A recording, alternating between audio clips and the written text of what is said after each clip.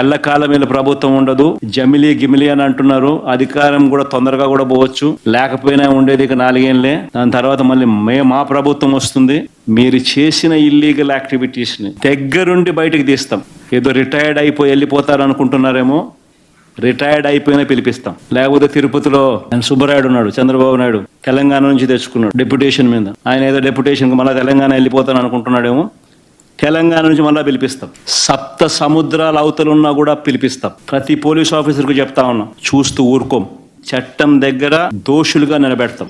నేను కేసీఆర్ గారు అంత మంచోని కాదు. మళ్ళా మన టైం వస్తుంది, మళ్ళా బరాబర్ మన టైం వస్తుంది. వచ్చినాక పేర్లు రాసి పెట్టుండ్రి, ఒక్కొక్కరిని ఏమేం చేయాలో అని చేద్దాం. వదిలిపెట్టే సమస్య లేదు. దబ్బన కొంతమంది అనుకుంటారు మేము రిటైర్ అవుతాం, ఇంటికి పోతాం, మమ్మల్ని ఏం బిక్తారు అనుకుంటున్నాము.